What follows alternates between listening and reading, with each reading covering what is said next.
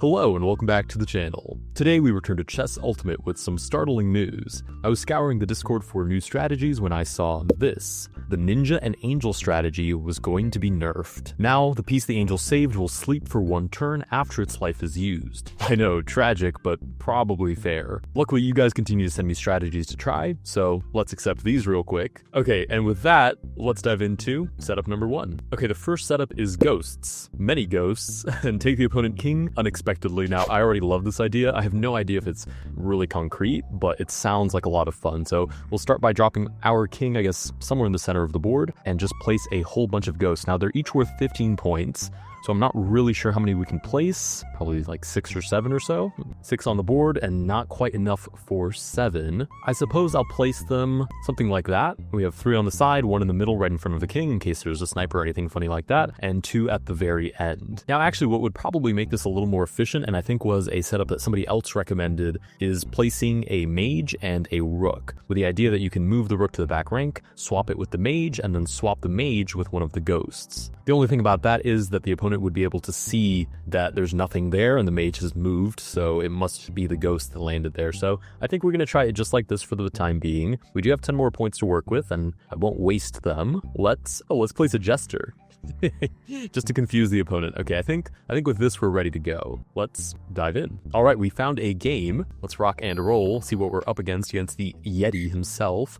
Whoa, okay, who has a ninja, has a queen, has a rook. The king is behind a couple of pawns, and we've got a mage and 2 squid. Now, I guess rather obviously, I should just start by advancing my ghosts. I mean, the opponent knows that I have all ghosts. I have these tombstones behind me, so the opponent knows that I have exactly 6 ghosts on the board. They just don't know where they are. Only I can see my ghosts. So they're having a think about this. Now, ghosts can move 1 square in any direction, so they should probably always stay adjacent so that they're protected. The queen shuffles out of the way, and I think the opponent is realizing they should probably lead the way with these weaker pieces, the rook included. That way, if they lose them, it's not such a terrible loss to their position. Okay, the queen captures the jester. Oh, I did not realize the queen could just move through those ghosts. That is a huge oversight. I don't know why I thought the queen was just going to capture the ghost and get stuck there, and then I would be able to recapture. Well, time to move the king out of the way.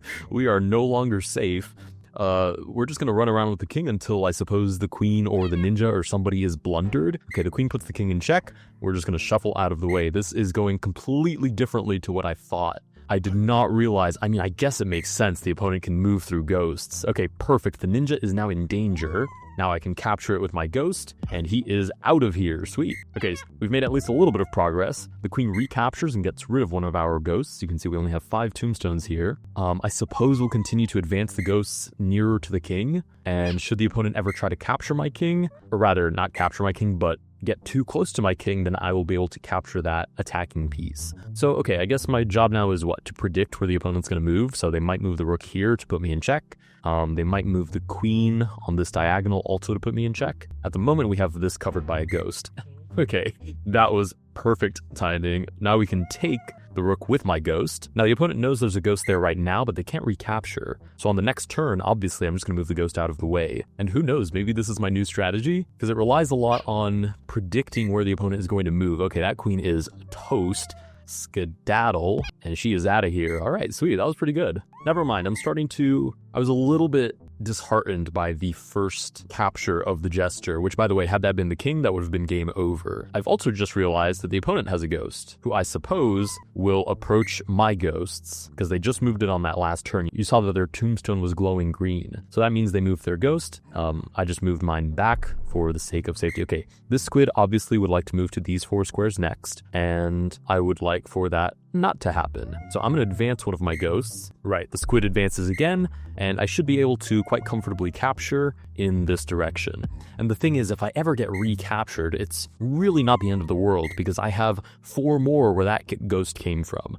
Okay, the opponent moves their ghost again. You can see their tombstone is glowing, so I will move my ghost back. My only concern is that the ghost is going to approach my king, and I'm going to have no idea. So I'm a little bit scared of that. Oh goodness, actually now that I've thought of that, what if they're like right here about to capture me and I have no idea? Let me do this. They don't have any long range pieces, so I'm going to move back. If they move the ghost again, then I know they must be approaching. Okay, they capture one of my ghosts, but that's actually probably quite good for me because now I can just take back. Right, chess is normally a game that I believe is called a complete information game because you can look at the board and see everything, but with Chess Ultimate, that is not the case. This is not a game where the opponent has 100% of my information, nor did I up until a moment ago, but they don't have any ghosts left. So now, should they advance their squid, I'm going to capture it with a ghost of my own. I'm actually liking this setup. This might be the new strategy. Okay, the squid moves out of the way. Don't mind if I shuffle out of the way as well. It comes in for the recapture, trying to avenge its ghostly friend. Then I will do it the favor of recapturing. And it is off the board. Nice. So again, now the opponent knows that there's a ghost here. I believe they can even see it, like, actually, on their screen. But now when I move the ghost away, he has disappeared again. So he could be on any of these squares. Okay, the opponent has a new strategy, which seems to be just to advance a pawn, which is fair. We should probably do something similar, just start advancing the ghosts. Again, they don't have any long-range pieces again, so I can just continue to advance. This ghost will stop either of these two pawns from pushing forward, so I can continue to assign these ghosts jobs. These guys will probably come work over here in the king department, while this ghost handles the double pawn department over here, which is now turned into a single pawn department. The mage is kind of useless because they don't have any more long-range pieces, and I'm going to be totally honest, I think I like this ghost strategy quite a lot. I mean, it depends a lot at the very beginning on your ability to read the opponent's movements, but it's rather predictable. I mean, they're going to go for your king, right? I'd also make the argument that the fact that I blundered the jester at the very beginning helped my case, because it made me look rather silly. Now we have this new issue, which is these double pawns, or rather, this pawn island approaching, right? Because now one supports the other. Should I capture it? It will always be able to take back. But what I'm going to do is retreat, and I'm going to capture the pawn that lags behind. So at the moment, that would be this one, but obviously I don't have any ghosts next to it. I'm going to push this ghost forward, and now neither of these pawns can push without being free. So the opponent should move one of the other pieces, but they have no way of knowing that my ghosts stop that advance. Right, so they push another pawn, which allows me to capture. It does reveal this ghost to the opponent, but now this pawn cannot escape a second capture. So we'll go ahead and take that one as well, and suddenly we are actually winning this game comfortably. All right, let's advance. Actually, let's just shuffle the ghost back out of the way. It's invincible. It's rather invisible once more. I said invincible, a little bit of a Freudian slip there because I really do feel pretty invincible right now. I've got to be honest. I feel very good here. Okay, the king advances. I will advance my ghost once more. And I don't believe the opponent can do anything here.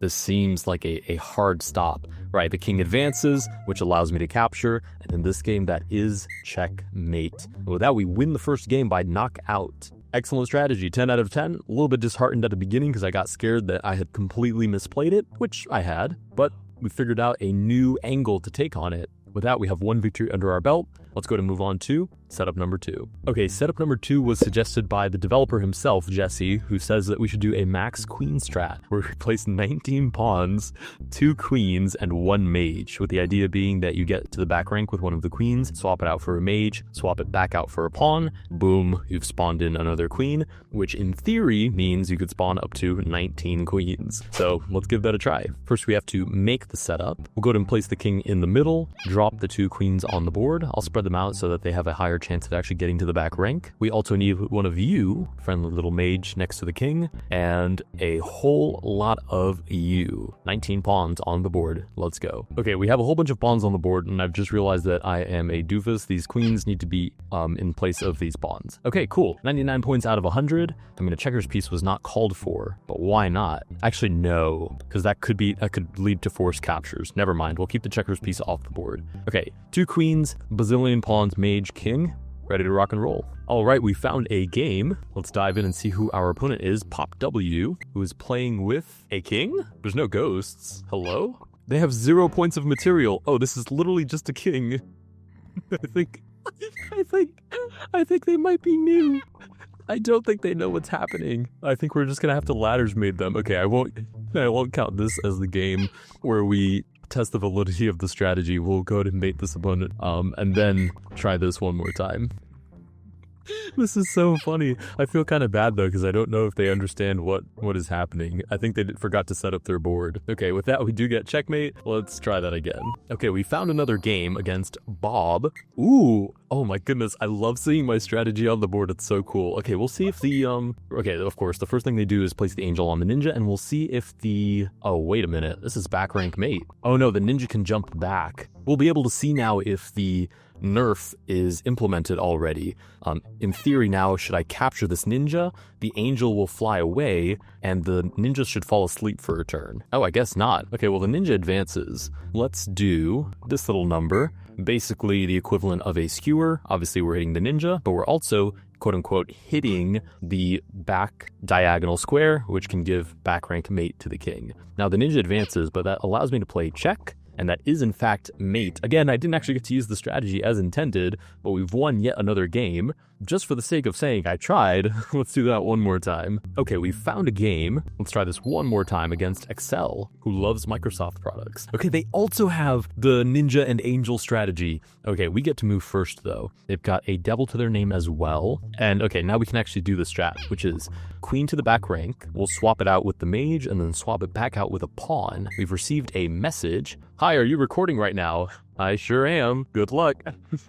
All right, back to the game. Now, of course, they've placed the angel on the ninja. We'll swap the queen out with a mage. And I'm a little concerned. I don't know if we're going to get mated by this because it does not seem that the ninja fell asleep in the last game, and I'm not so sure that it's going to this time either. Good luck. Perfect. On the bright side, it's difficult for this ninja and angel to get anywhere near our king. Normally, you have to place it 3 squares away from the king, and in this case, that is full of pawns. Not to mention, pawns also capture 1 square in front of them, so this is a very difficult bush of pawns basically to get through. Okay, the ninja approaches the mage. Oh, and is there not really much that I can do about that? Right, because if I swap the mage out for a pawn, of course it would promote, but then it would be a free queen that the ninja can simply capture. Interesting. Okay, so I might have to bring one of these queens back in for the sake of defending the mage before swapping it out with a pawn. I think that's the way to go about this. Now, the problem is if the ninja decides to capture anyways, we'd take with the queen, and the ninja would actually remain on the board, so it'd basically be like trading a queen and a mage for the angel itself, but the ninja would remain active, which is a little bit of a problem considering the queen is now on the back rank with no clear way of escaping. On the other hand, it would be a bit of a frustrating position for the opponent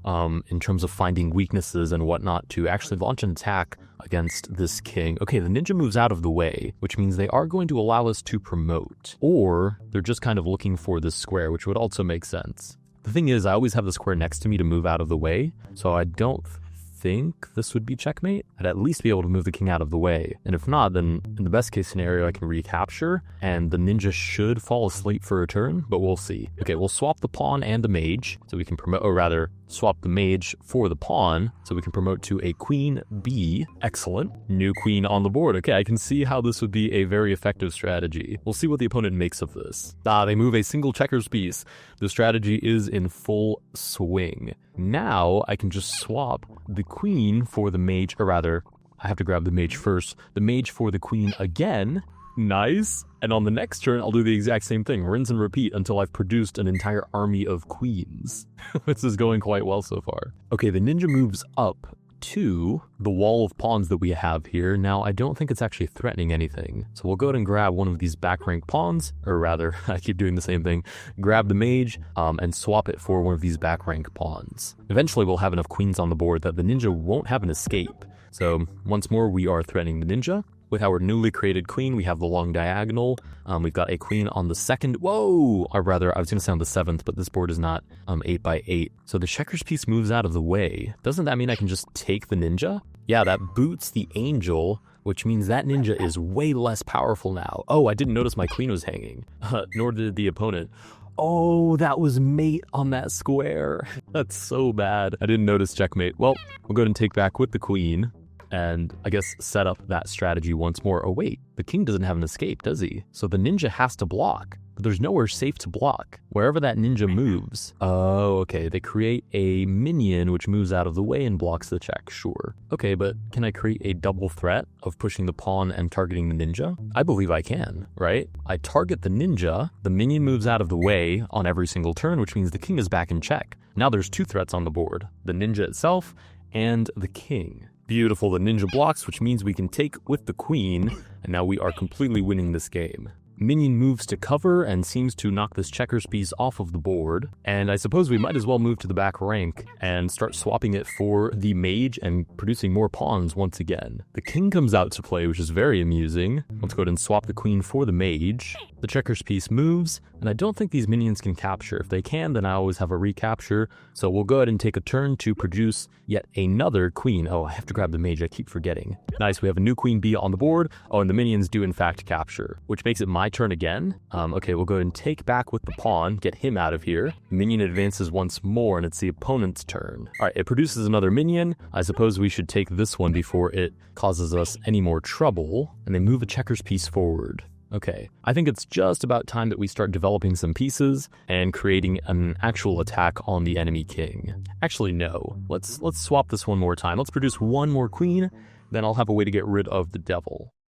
Okay, sorry about that. I had to take a call, but as you guys saw, I was pretty much just using my queens to demolish the opponent, and now we have mate here on the final file. Sweet, we get checkmate and do actually win with the original strategy as intended. Shout out to the creator for not only the nice setup, but also for the game. Let's go to move on to strategy number 3. All right, strategy number 3 was suggested by another developer that made a game we played on this channel, and the strategy is called Minefield. Place a checker on every black tile, place 3 gestures and your king on random white tiles, and randomly fill the rest with ghosts. Play defense and basically capture them back if they try to attack.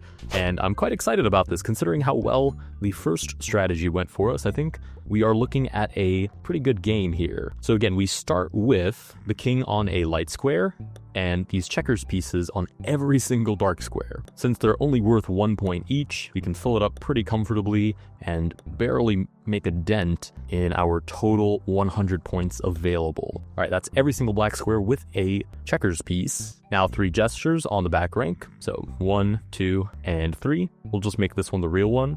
And finally, as many ghosts as we can afford. We have just shy of 60 points, so we can probably afford quite a few. Oh, that puts us just over, so I can only afford 3 ghosts, in which case I'd rather they all be connected. Maybe one on the side as such. With 13 points, what am I meant to do? I suppose since I'm supposed to play defensively, I might as well just place turtles with my remaining points to fill in the blanks. I mean, it's going to be a little bit obvious to the opponent where my ghosts are, considering I'm going to have 3 tombstones and 4 blank spaces. So if I only have 4 blank spaces and 3 ghosts, I suppose I should be in quite a hurry to move the ghosts out of the way, which they're best suited to do if they are in the frontmost row. So I think we're ready to go with this. 1 point to spare. Let's dive into the queue. All right, we found a game. Hopefully not a super offensive setup.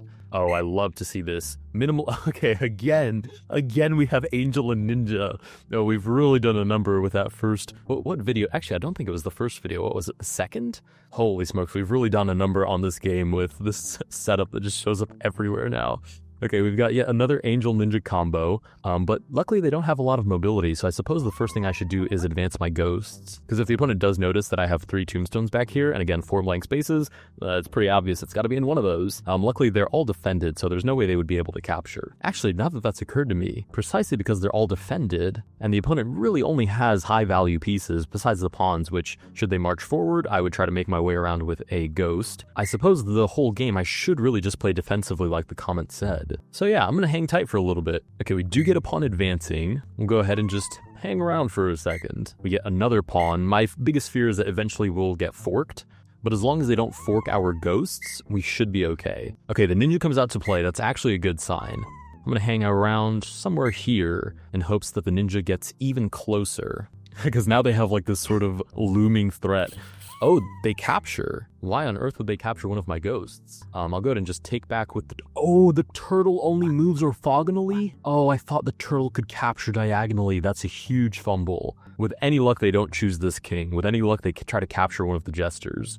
But they're pretty much trapped. Oh, that's pretty bad. I should have placed pawns or something there. That was a really big oversight. Okay, if they do capture my king, we'll try this again with some pawns. Go ahead and take a step closer to the ninja. Let's see what they say in messages. Are you real?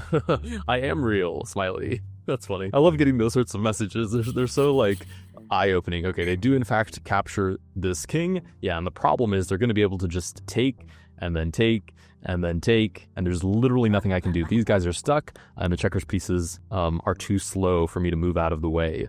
So we'll move the ghost back, and probably just resign to our fate. On video, they capture the king before I can respond. But okay, we'll go ahead and fix this. Let me respond yes, and good game as well. Let's go ahead and continue. We'll try that one more time because that loss was 100% on me. So we'll make that setup once more. But instead of these pesky turtles, we'll place down some pawns instead. Actually, no. Are there any that can move diagonally? They're low points? I don't know. This seems to just be overcomplicating the situation. So I'm actually going to move everybody back and just play this as is with 13 points pretty much blank. Actually, no. Let's do this. We'll place the turtles in front. Probably should have been what we did from the get-go. Again, the idea is to play defensively, so this is more in line with that. We are now in the queue, and we have found a game against Arima, who has 4 black pawns, a sludge with the new skin, I believe it's called. We've got a berserker also with a skin. Those are pretty funny. I like the hat on him. We get to move first, so again, since we're just playing defensively, we'll pretty much just hang out for a little bit. We get a pawn advancing. I mean, I could really do pretty much anything with these turtles. They're not part of the original strategy. Right, the pawn advances, the turtle will advance as well, and I'm actually totally okay with losing all of these turtles. We get a parasite, which could eventually threaten to replace one of our pieces. We'll take this pawn with our turtle, and we'll take this one next as well. The berserker advances, and the berserker can move 2 squares as long as it doesn't capture on the first one, so it's actually threatening this turtle right now. So let's go ahead and move him back. Berserker advances again, and I don't think I fear it this time. I can take, and should it capture one of my turrets, then I will recapture with the other. Right, so it advances again. Everything is defended here again by ghosts or by checkers pieces, so nothing really to fear here. Let's go ahead and move these turtles back to where they came from. Whoa, the berserker advances and captures one of those turtles, which means I can just take back with my ghost. Now, of course, that uncovers the ghost, but I fully intend to just move it back anyways.